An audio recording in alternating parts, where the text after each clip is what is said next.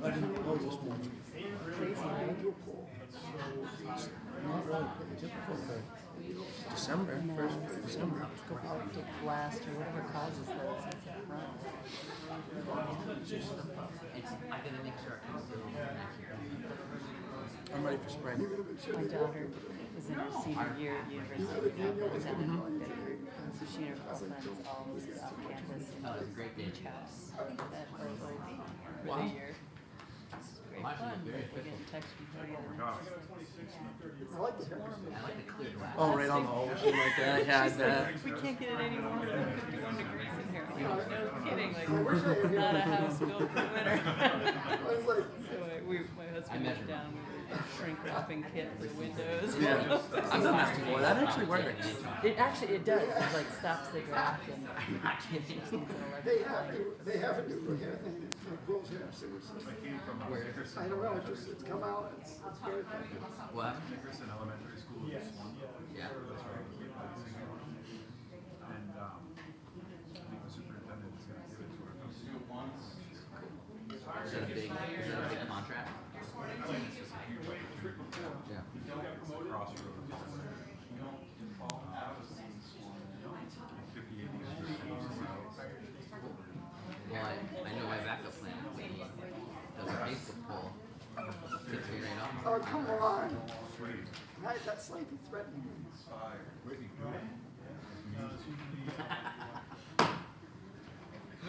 Okay, ready? About August. Okay. Should I let it go? Yeah.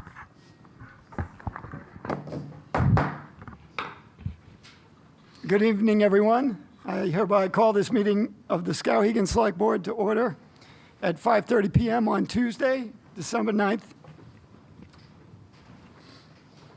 Please all stand for the Pledge of Allegiance.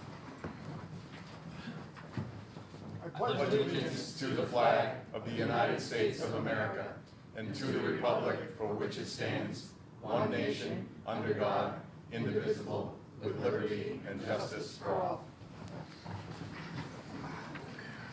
I need to make a motion before we get started here to add an executive session pursuant to 1 MRSA 405-6D to discuss labor contracts at the end of tonight's agenda. So moved. Second? First and a second. Yep, all in favor? Motion carries. All right. We're going to start off with Nick. You got the floor. Hey, folks. Okay, so a couple items here. So first off, Ryan and I, our fire chief, have been interviewing, and we've made an offer to a deputy fire chief. We hopefully will hear back at the end of the week confirming. We're excited about it. It was a great candidate pool, and we interviewed some great folks, but we think we found our person, so we're hopeful that they'll accept the position. Our CDS funds have been, thanks to Brian, he submitted the request to release the funds. It passed the environmental assessment review from the federal government. I have pinged Collins's office, Susan Collins's office, to reach out to HUD to speed up our application, just because John Moody at the school said it took him up to 3 weeks to get his funds released. So I heard back from their office today confirming they would reach out and try to speed it up. That's a big feat. I just want to pause there, and we took a lot to get to this point, so I'm excited. We're in the final stretch. Just a reminder that we have a special town meeting upstairs tomorrow night at 6 p.m. I want to thank Lights Up Production for being so flexible with their scheduling and being able to accommodate us. You'll see that there may be some props and items up there. They are in the midst of rehearsal and plays, but they will make the space for us to sit and have a space to have a conversation with our taxpayers. So thanks to them. I just want to give a little shout out. This weekend I went to the Scow-Whoville parade for the first time, and it was very impressive. There was a huge turnout from the community, and it's so great to see Skowhegan coming together, and I saw so many smiles on people's faces, even though it was freezing. So I'm thankful for that.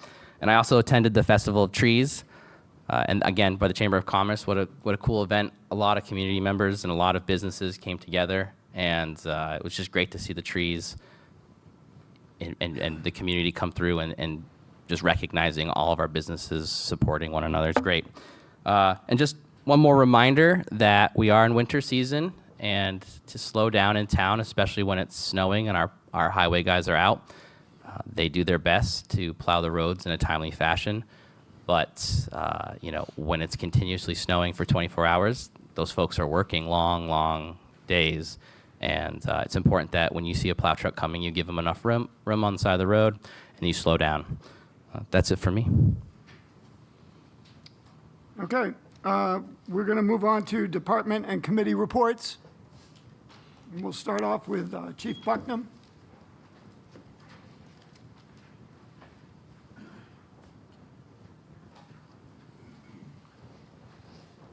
Good evening. I'd like to just add on a little bit more to a couple of things.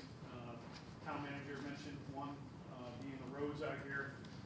We are handling some pretty high reports of accidents right now when we shouldn't be. This is not the time of year where we should be at this level of capturing reports out there of accidents. People just need to slow down. And when you see the plow truck, you need to slow down. But you need to slow down in general and give yourself some extra space when you're coming to a stop at a stop sign or a red light or in heavy traffic with a vehicle in front of you.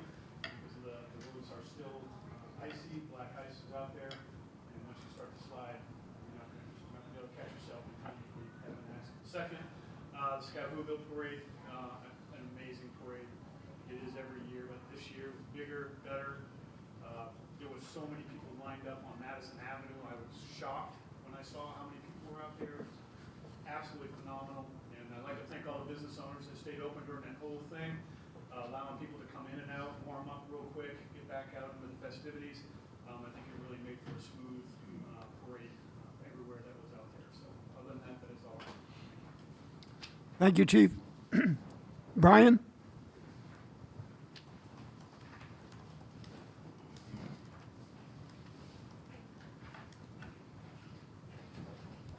Just wanted to pick up where we kind of left off briefly on our conversations about ChargePoint and TIF, downtown TIF, from the last meeting. Starting with the downtown TIF, had the assessment of the downtown, the valuation of the downtown TIF district was correct. That increase would have been 19 million, starting from 2006 when it was around 12 million total value to today, roughly 32 million. So just to give you a sense of how much that value has actually increased. More to come on the data to kind of show a side-by-side comparison. It's a little bit more difficult than I anticipated because in 2023, when that TIF district was amended, parcels were removed and other parcels were added. So there's a lot of data to go through, so it's going to take some time. It's not going to be as quick as I hoped. For ChargePoint, if we were to sign a 1-year lease today, we would have to charge 70 cents per kilowatt hour. Currently, our contract is first 2 hours is free. Well, that contract is expired, but if it was still in place, it's 20 cents per kilowatt hour. First 2 hours is free. So our revenue wasn't where it needed to be. In order to break even on the $3,000 1-year contract, it's 70 cents per kilowatt hour, and that's if we maintain our 4,200 kilowatt hours per year usage. For the 5-year contract, you're pushing 84 cents per kilowatt hour. The issue with raising it to I'm sorry, that's reversed. It's 84 cents for the 1-year contract, 70 cents for the 5-year contract. That makes more sense. The issue is it's a slow charger, as Amber stated in prior meetings, and we just can't compete at that rate.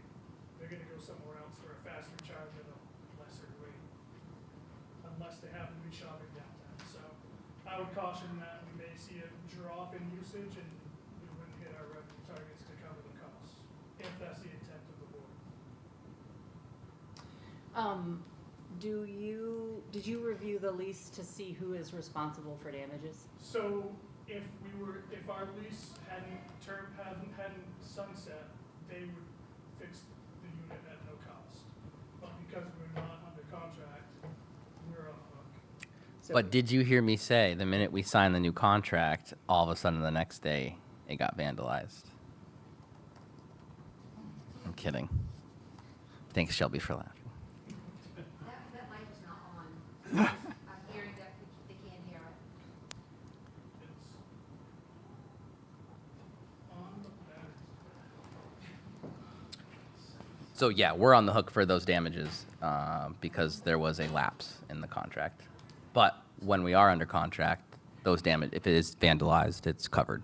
Okay, and in the original ROI analysis, for the return on investment decisions we were making at the time, and I say we because Jeff Hewitt was leading the charge with the TIF advisory committee to use funds from the TIF to try a charger in the downtown for the first time.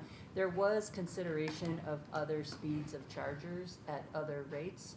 At the time, there were also some efficiency main kickbacks if you put chargers in your town. I think, it might also be good to reevaluate those options with ChargePoint. If a faster charger could go there, we could charge more and break even because it's a more enticing charger to be on, for example. Eli made a good point at the last meeting that you do make decisions as an EV owner which chargers to sit on based on where you're headed and how it fits into your trip. And so a slow charger is fine for an employee in the town who needs to recharge in between meetings or something like that. It doesn't work well for folks that need a quick recharge in order to keep moving someplace. So anyway, it just, since we're at this point in time, the need to remove or repair that one, decide whether to re-sign it, we might want to go back and look at ROI. Other vendors? ROI analysis and current rates and plans on faster chargers. Are we on the hook if we rip those out to give them No, back I'm for surprised they damages? haven't removed them yet. They're kind of doing us a favor while you guys talk about what to do next with them. But like if we don't go with ChargePoint and we Yeah, they'll look just at, remove it. and we won't get charged We for the will current not be damage? charged for any damages. No, And they do make faster chargers. Could you get rates on those? absolutely, yeah, yep. Okay. Yep. Because the cents you're quoting are for the fast chargers up Yep. at Hanford. And you pay that from the moment Yep, you click in. So if 70 cents may be well worth it if we have a faster charge. Brian, in regards to the downtown TIF, so the property is X dollars at the beginning, right? yep. And then it's X plus 10. But what part of that would be just the increases in taxes or the revaluations as opposed to the actual improvements done on the property? If I'm understanding your question, the original assessed value is what they're taxed on. The increment from the development within that district to increase the value is captured and therefore sheltered from state valuation, which impacts your local school share and county tax. Right, but, And then those pools of funds go into the downtown TIF district for projects that were approved when the application was submitted. right, but the original amount, and let's say the taxes have gone up 60%, all of that 60% is going into the TIF fund and not into the general fund. Whatever that increase in value is captured in the TIF, yes. So it does include the appreciation of the building. Right, so I'm just saying. So whether you make, so say if I buy a building, let's just use round numbers, 100,000, 10 years down the road, it's worth 150. I mean, it gained value, so that goes into your $19 million increase for your TIF. Yeah, Yeah, but I think what Whitney's trying to get at is how much of this gain came from new investment Yes. versus Right. inflation of. right, that's a question I'd have to sit down with the assessor and hash out. I mean, and the only point I'm trying to raise is, I see the value of TIFs, but at the same time, we're pulling that money out. If it appreciates like everybody else's property, it's literally pulled out of the general tax fund, and there's just less money to pay for expenses. Right.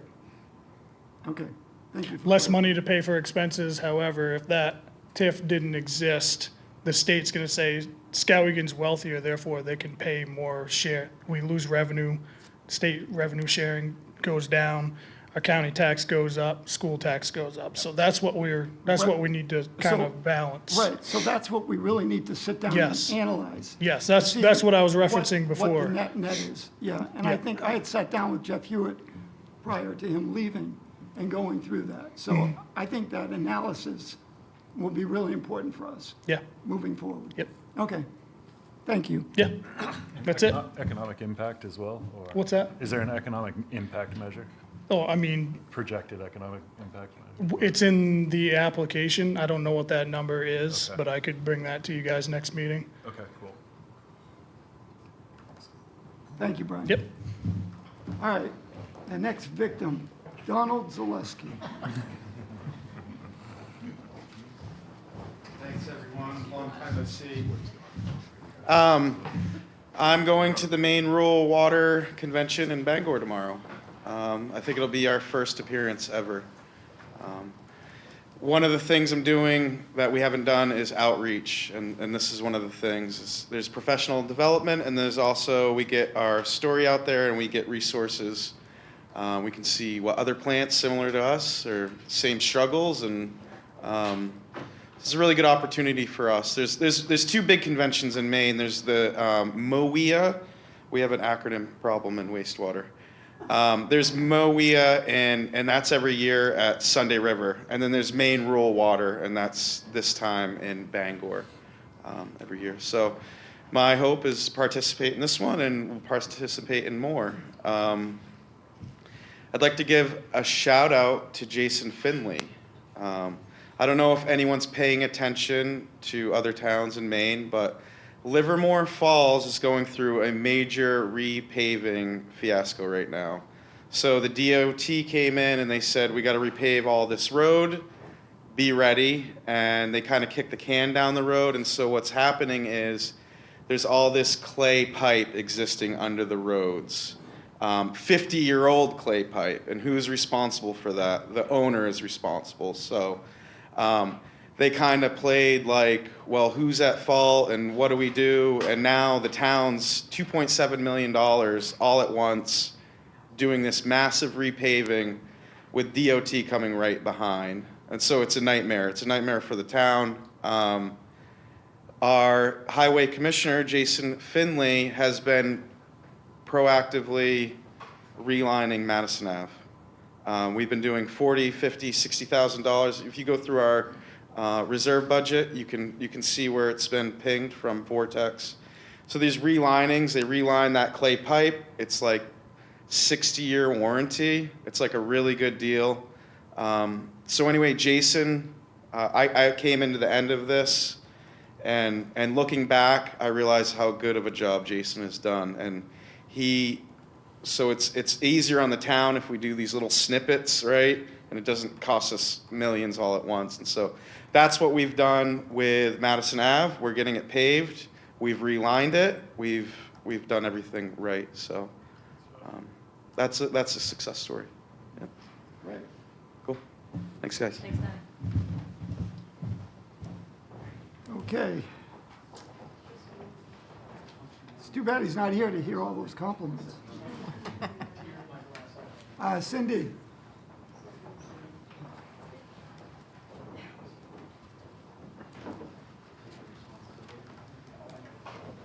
I was asked to move this forward.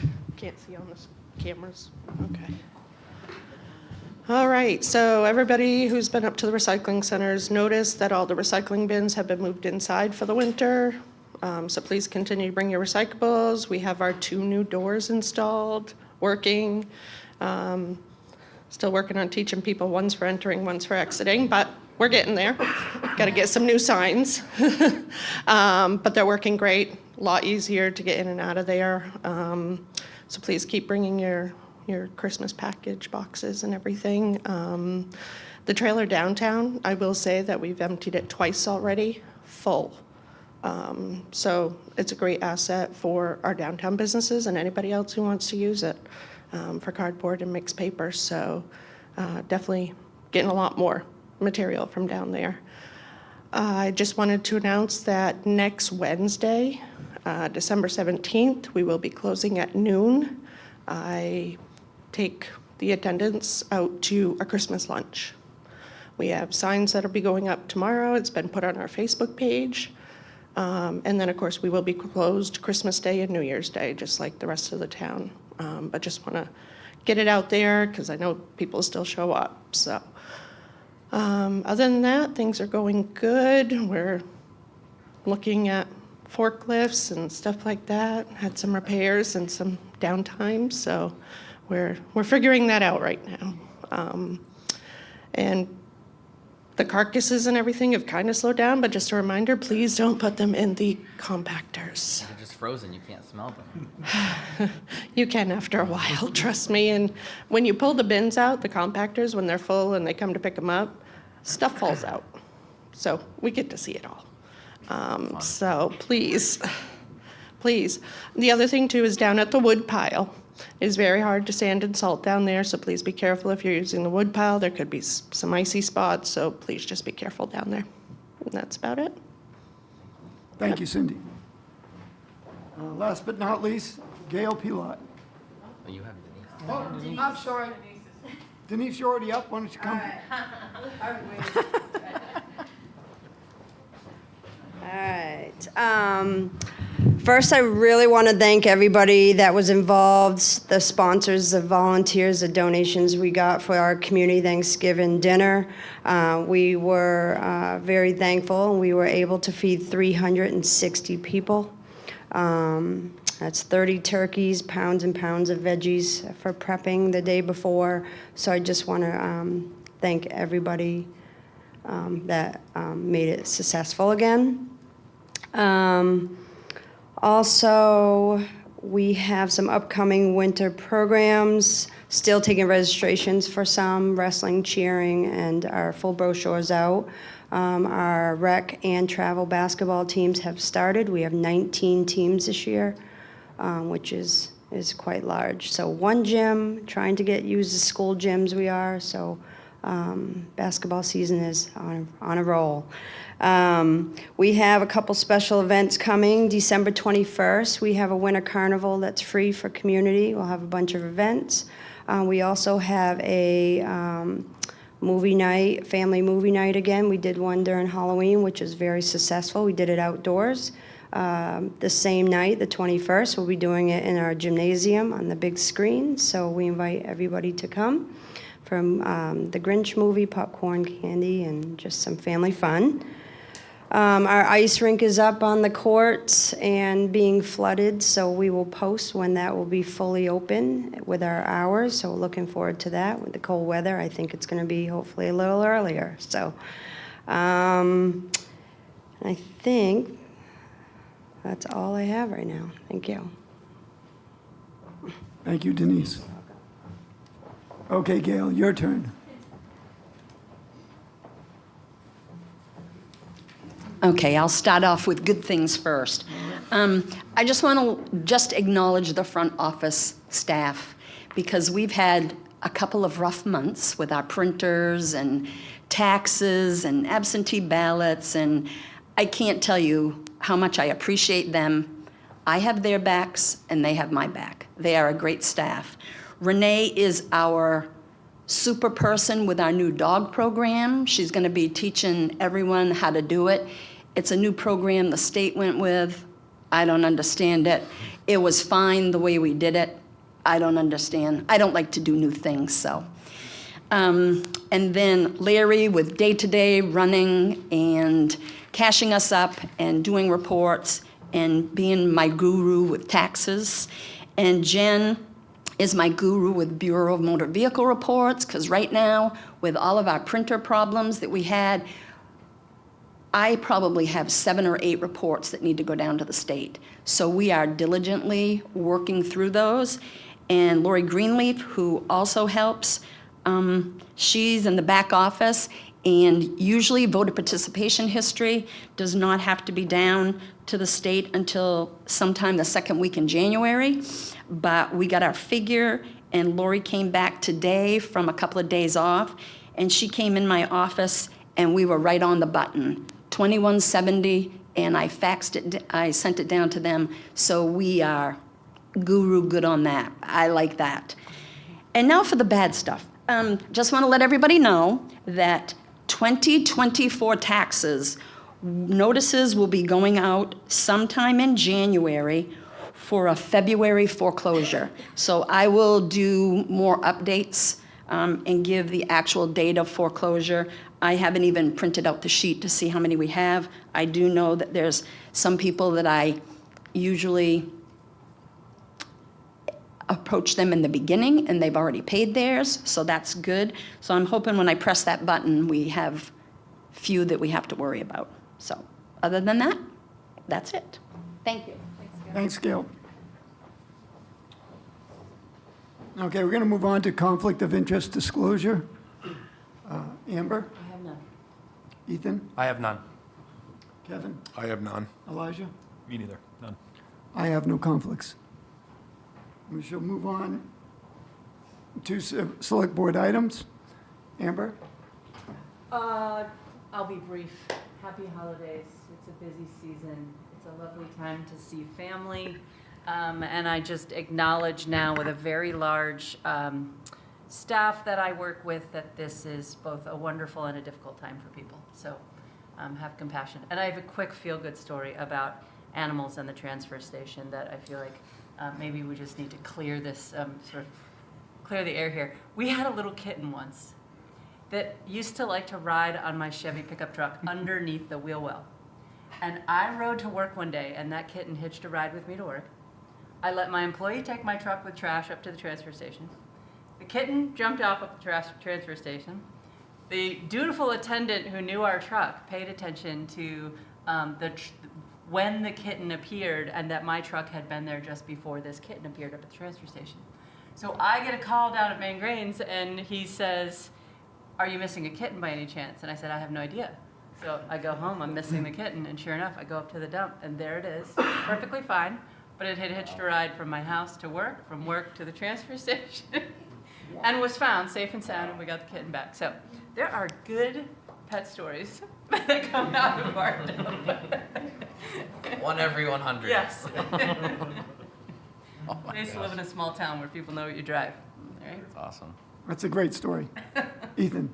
I just want to wish everyone a happy holiday and safe travels. Yeah, Kevin? I'm good. Thank you. Elijah? That too, thanks. Everything's going fine. I have no comments. Thank you.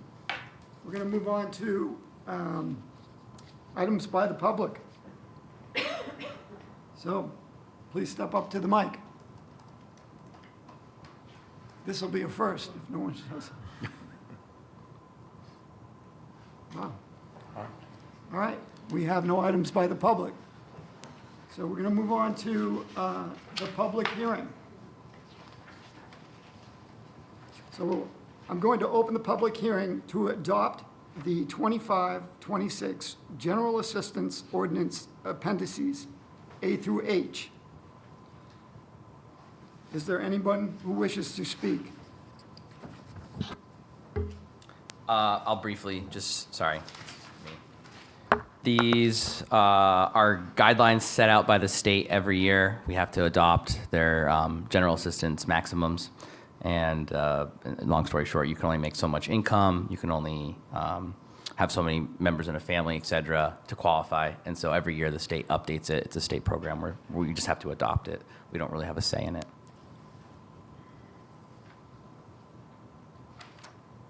All right.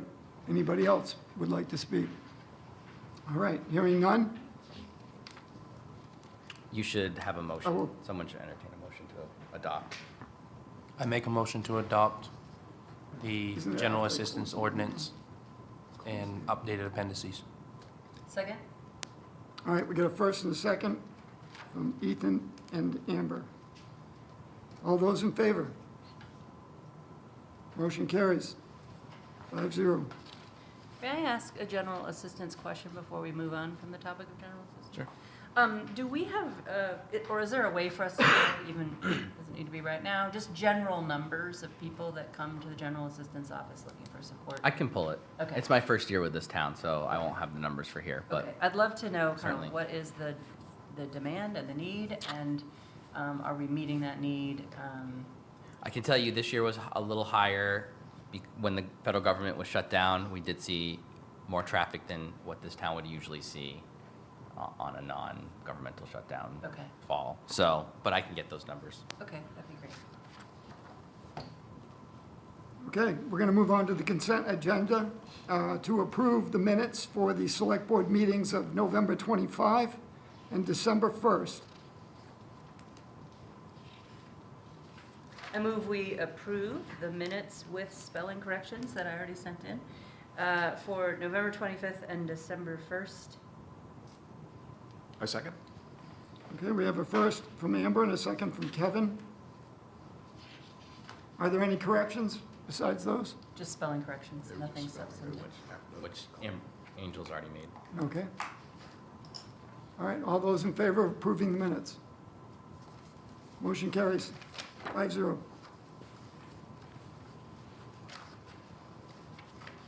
We'll now move on to the approval of the 3 cemetery lots. There's a conveyance, all in the East Skowhegan Cemetery, to Clinton Ellis, to Marcia Stetson, and for Bruce Scott. So moved. Second? All right, I have a first from Elijah and a second from Amber.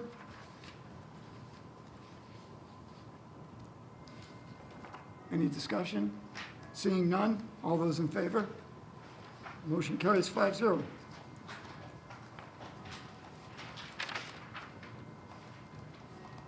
We're moving on to the regular agenda. The first item on the regular agenda is discussion and decision to approve renewal application for on-premises beer, wine, and spirits for the Heritage House Restaurant. I move we approve as written. Second? I have a first from Kevin and a second from Ethan. Discussion. Does anybody- I have no formal objection to approving the liquor license. It, in looking at the application, the state license for health inspection in this application was the pub's inspection, but we're approving the Heritage House application, so there was a mismatch there. There was also a little bit of misalignment in the application's beneficial owners. It was, the application was 2 people, the beneficial owners listed are 4. So there's just, I don't think that affects what our approvals tonight, but it just in terms of application accuracy before it goes to the state, might want to take a look at that. You can do that. So Nick, will you? I'll look into inform- it. Yes. You will? Okay, thank you. Any further discussion? All right, all those in favor of approving the license? Motion carries 5-0. Next item is discussion and decision to approve application to license games of chance per MGCU 5300 for cribbage for Skowhegan Madison Elks Lodge, number 2531. So moved as written. Second. I have a first from Amber and a second from Ethan. Discussion. Seeing no discussion, all those in favor? Motion carries 5-0. Third item on the regular agenda is discussion and decision to authorize Gail Pelot, Town Clerk Treasurer, to expend an amount not to exceed $410.19 from the Coburn Charity Women's Aid Society Trust Fund. An amount not to exceed $198.31 from the Lydia R. Bradford Women's Aid Trust Fund. And an amount not to exceed $702.40 from the John R. McClellan Women's Aid Trust Fund. I move this item for discussion before decision. I have a first. I second. Okay. First from Amber, a second from Kevin. Let's have a discussion. Great. Gail, questions? My first experience with these funds was last year, and back in my record, we were able to take a look at one of the wills that left these monies behind in Yeah. terms of how are we tasked with stewarding them. Do you by any chance have any more information about these wills? and It's in the wills. I How? mean, I have found 2 of them, but remember when we did trust funds? Yeah. And I printed that out, I Yeah. think it came about last year at this time. I think that maybe the will that I can't find, but I think it's there, it's just the way it says it. I have, let's see. These are old. So this one is the John McClellan one. Says, I give and bequeath to the town of Skowhegan the sum of $25,000 to be placed at interest and the income thereof to be paid annually at least to the Women's Aid Society of Skowhegan to be used by the officers of said society for the benefit of the needy poor of said Skowhegan. So that's John McClellan. Okay, what year was that? Oh, I don't know if I have a year on this. I can get that. They are old, I want to tell you that. And then this one is, this is the Coben Charity. I think how it started out, it was in one area and then they got divided so that it was Coburn Charity, Worthy Poor, Coburn Charity, Women's Aid, and it's the Coburn Charity bequest has been paid directly to the Women's Aid Society, and that the other half of the income has accumulated, and that immediately upon its receipt, the town should pay to the Women's Aid Society 1/2 thereof. So on all of these, and then the other one is the Lydia, I think, Lydia Bradford. It's the descriptions that were left to me by a prior town clerk. Interest is withdrawn each November and given to the Women's Aid Society. And then they have a board that they do what they are required to do with this money. The Coburn Charity Women's Aid, interest is drawn each November and given to the Skowhegan Women's Aid Society. And John McClellan, that will is dated. I do have when that is dated, 1935. Interest was withdrawn each November and given to Skowhegan Women's Aid Society. So what happens is when I get the October capital reserves, I go back to the previous November and I add up all the interest, and that's where I get those figures. Yeah. So what I'm interested in with this one, to make sure that we're doing our job, honoring good policy and procedure for the town, is that these are trust funds that were set up by donors that gave money to the town, that we steward those monies, they earn interest, Gail adds up the interest, and the interest is what can be used to carry on the will of the donor in perpetuity. So some of these wills are from, I think the one you showed us last year was the 1920s, and the language was, please give this to the worthy poor. So now we are tasked as a select board and a town to redefine what do we consider the worthy poor and what's a fair process. Not with these 3. Not with these 3. These 3 are specifically in our trust funds as Women's Aid Society. So then, specifically. So then we have to have a process whereby we transfer funds to the Women's Aid Society and can provide assurance that that these funds are being used to support, and the language coming out of 1935 is the worthy poor, the needy poor. So we have to have some process and accountability around how are we determining that? How are they determining that? We are responsible for the implementation of these wills. And so, I'm just interested in understanding a little more structure about, there was a Women's Aid Society at this moment in time. There still is. And there still is, but I mean, this is why they were named, and so there's a Women's Aid Society that continues. So I feel like we should, I want to understand our responsibility better once we pass these funds off. Might take Nick a minute to decide that. We have some structure around how do we give monies away through general assistance, through other means, TANF, you know, even the TIF, for example, the TIF said we needed to have an oversight committee in place in order to give those monies away. So do we play a role in maintaining a Women's Aid Society to make sure that there's a way for these monies to flow? Do they need to be a nonprofit? Do they need to have an audit? Those are all questions I have. So I just, I feel like I need more information before I feel comfortable transferring these monies from year to year, because we don't know that structure. I would think they'd need to be like a 501c, as you mentioned.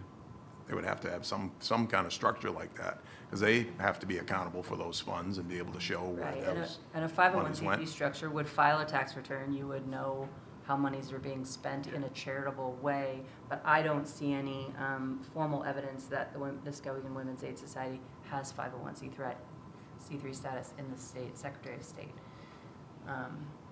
Yes, ma'am. Would you like to speak? Yes. Yes. So, I know that there are 5 or 6 people, mostly business owners, that are on the Women Aid Society. They meet, I don't know how often, but I know that they do meet annually. I would question that they were 501c3 because they were formed in 1920-something. And they have people, anyone in town that knows a person that needs an extra $50 to make it through the month without having their property foreclosed on, you can apply, you can write a letter of need for that person and give it to the Women's Aid Society. They have a meeting and they decide year to year who gets that money. Sometimes it rolls over from one year to the next year, depending on what's going on. That's helpful, and I, again, from a structured process, and from, I mean, we're about to go through an auditing process about how we move funds, right?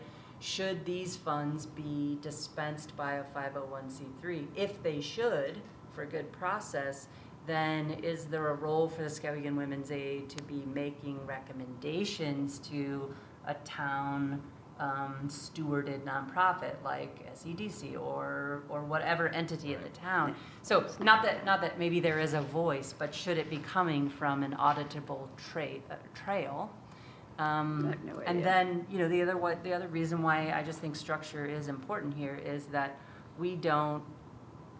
there's lots of charitable groups in Skowhegan where Women's Aid existed at this time, so this was how these donors wanted the money to move. But we have lots of charitable groups as well that address the needs of the worthy poor and whatnot. So I feel similar to you. I think that we need to have a little bit more information. It would be nice to know how the money comes in, the bank account, who's responsible, who's on that, and what's the process for giving out the donations to the beneficiaries. If possible, I would entertain a motion to put this off to the next meeting so we could have maybe a little more information regarding what's going on. Okay, I guess I would like to move to close the discussion and. Can I add something? Sure. Okay. Before I became town clerk treasurer, we did this. It was done. These funds have been left by people in their wills that were specifically for Skowhegan Women's Aid Society. I have done this drawdown every single year from 2009. I'm sorry. And before me, it was done. It's something that has always been done. We have an audit every year. The auditor audits our trust funds. He sees these withdrawals that go to the Women's Aid Society. We have a vendor number for the Women's Aid Society. We have very prominent women in the town of Skowhegan who serve on this committee. And I think we're trying to fix something that's not broken. And I just think it's a shame. These funds, and it's not like we're talking about $10,000. We're not. We're talking about $1,310.90 that's going to this society that deals with needy people, a women's aid society. You have very prominent ladies who serve on this committee. And it upsets me greatly that we are looking at this. I don't think they're saying they're not giving it. They I just know. want to table it for one more meeting. Yeah. I think what we should do in that meantime, I agree. I know Yeah. I know majority of the women on Yeah, the society. But however, these wills were established in the 30s, 20s Yeah. and the 30s. That's back when you could open a bank account under your own name. We're not and going to have change those wills. But things have changed since then as far as process goes. So Women's Aid Society should be an organized group. So the town is transferring I think they are an taxpayer organized group. vesseled money Mm-hmm. into an established group. I could form a book club with these folks here, and we could put in wills that it goes to the, I don't know what you're gonna call our book club. The Trio Book Club. I don't know, but this Right. society's been around for a long time. I understand. The other thing I would say is, I'm certain they do good things with the money, so I'm not questioning that. But I also know that, women couldn't do a lot of things in the 1920s and 30s that we can do now. So there were reasons maybe to want to support a women's aid society. Was there general assistance in 1935 at the town level? I don't know. Maybe not. And so now we have codified ways to help the poor. We codify what does worthy poor mean with rubrics that we're now approving, and we're not doing that here. So we have a community full of people that could benefit from an extra 50 or $100 at Christmas time. And when heating bills start rolling in, how do we make those decisions? We make them with a lot of angst in our codified ways now. And so again, this is why I think it's important. What we heard last year was that this money is going to people who don't qualify for general assistance. Don't qualify for general assistance means there's a level of need that's greater than where this money is going, and we might be not meeting the need for people worse off. And so this is why I feel responsible to good decision-making here. Not that we want to honor these wills too. So what is the structure that allows us to feel okay about how this money is flowing? Well, I'm quite sure that I will be able to get some women from that Women's Aid Society to come here, but our next meeting is on the 23rd, a little before Christmas. So I don't know that they will be here or not, but I'm just going to express my feelings. I just think I just don't think it's necessary not to approve this. It's always been done. This money was left specifically in these accounts for the Women's Aid Society to be paid to them on an annual basis. And I feel that is what we should do to honor those wills. I think we could wait one more meeting to make sure we get it right. Yep, we can. And you're having discussions with the auditors now. Yeah, so this will be something item I'd love He sees it every year. Yes and no. So Yeah. a quick rundown with auditing, they do Yep. random pool sampling, and this is a small fund, so it doesn't always meet the threshold to be audited. They don't actually look at every single account. But now that I know, we can have them look into it. I think we have a few other trust funds that would fall under this purview that started in the early 1900s, that we maybe should craft a policy in general. So Yeah, that we're in line with state statute on how to Yeah, get and we funds. don't for it. have that many of these funds, there's a dozen or so, but I do think we need to relook at those wills. We need to chart the intent and just take a look at all of them and make sure that our process is good. Okay. Amber, I agree with you. This isn't about trying to keep money from anybody. We care about the poor and the needy. But there's a transparency issue here, and the more information we have, we know where money's going and who's getting it and why. I just think that's better for the public. And that's all I have to say. And we do have, as you mentioned, the vessel for general assistance. So if folks are very truly needy, the state has told municipalities that's how we handle poverty. So I would entertain a motion to postpone this decision until the next meeting. Is that, Second? Yeah, you can do that. okay? So I entertain it. You have to move it. I would like to move as spoken. I'll second that. Oh, good. I got a first from Elijah and a second from Kevin To table till the next meeting? to table until the next meeting. Okay. All right, all those in favor? Opposed? Motion carries 4-1. All right, we're moving on to the next item. Discussion and decision to allow Donnie Zalewski to expend no more than $17,394.69 to Huber Technology for an electric motor brake and wash press gearbox replacement. This purchase will expend from the Water Pollution Control Capital Reserve Account, equipment repair and maintenance, with a current balance of $104,000. So I printed this out for you guys. I'm sorry, I need a first, Oh. please. I make a motion to approve as written. Okay, thank you. Yes, Don. Well, we've done so much work to this. I've printed this out for us so we have a visual of what this machine does. It's very essential. It's our Headworks. So it's a fine screen. So there's coarse screen and there's fine screen. This is a really premium product. We put it in 04. I don't know what the original cost is, but I'm sure they're not cheap. So this cleans all the rags from our influent. One of the number one problems with wastewater is flushable rags that are not flushable. So they go through all our pipes, our pumps. It's a nightmare. When we work on this, we have to bypass the system, and so it's out of the channel.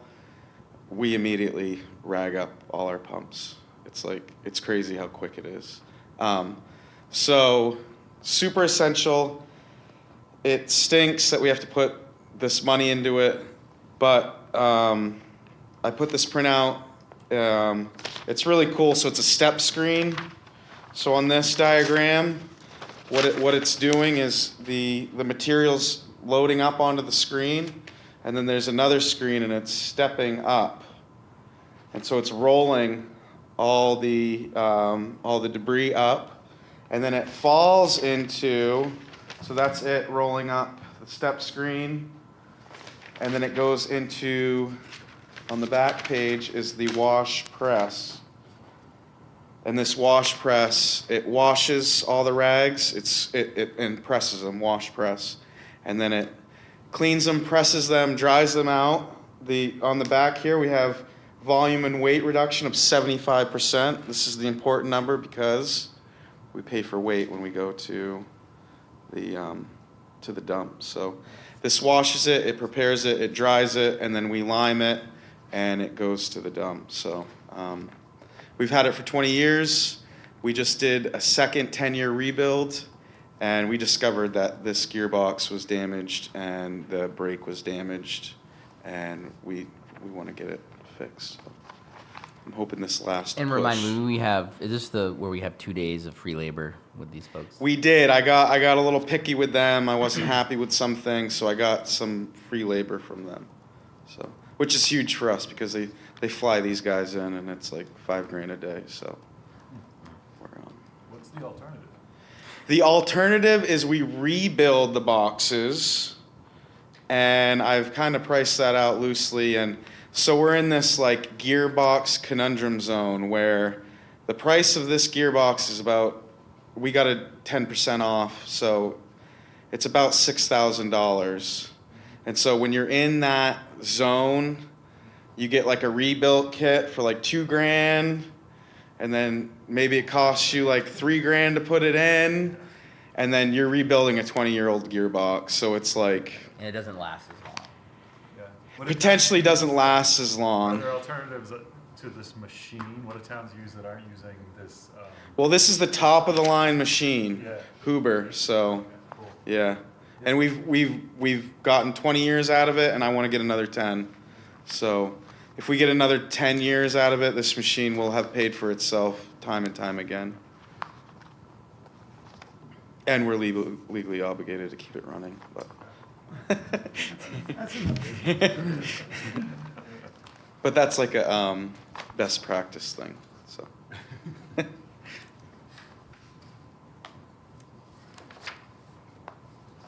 All right, thank you, Donnie. Okay. Thank you. Okay. Yes, I need to know who did first and second. I had Ethan and Kevin. Thank you. All right, any further discussion? Seeing none, all those in favor? Motion carries 5-0. All right, we should move on to the treasurer's warrants. Can I get a motion to approve the warrants 42, 43, and 44? I move we approve all three warrants with the exception of the expenditure that we just tabled for 02169 in the amount of $1,310.90. Second? Okay, got a first and a second from Amber and Elijah. Any discussion? I was just curious, I was noticing a Ranger payment and a Wentworth payment. Those were approved payments for ball field work? Yeah, those were Not- pre-authorized not folks until that now. they're finally finishing. We didn't accept their last payment until we held them to the work. Okay. So it took them a while, but Okay. we have roofs on the dugouts, for instance. Okay. Great. I did work out a deal with Ranger to split up some of their last payments, so it wasn't as significant of a hit, And hopefully we'll get those funds within the next week. hopefully. Okay, any further discussion? Seeing none, all those in favor? Motion carries 5-0.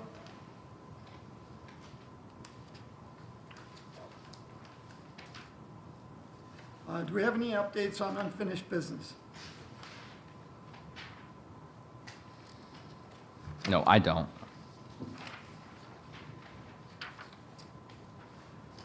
We heard some of this is just scheduling, so I assume that the two of you will get to that when it feels right. There's a lot on the plate right now. All right, seeing none? All those in favor? I don't even know if we You voted on this, do we? don't, nope, keep going. Thank God. You're gonna All go right. executive session. So is there any other business to come before the board? Seeing none, we're going to now enter executive session under One MRSA. 1 MRSA Section 405-6D regarding labor contracts. Is there a motion? I make a motion. Second? Enter executive session. I'm gonna vote on that. All those in favor? Yeah, I think it's. All right, we got 5-0. Ethan made the motion, who seconded?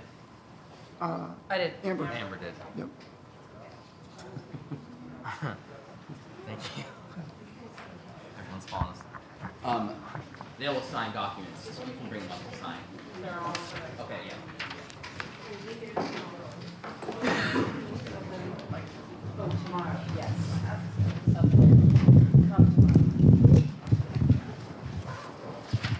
Whoops. They were here for the town meeting. Oh, really? I wondered what they were doing. They're ready.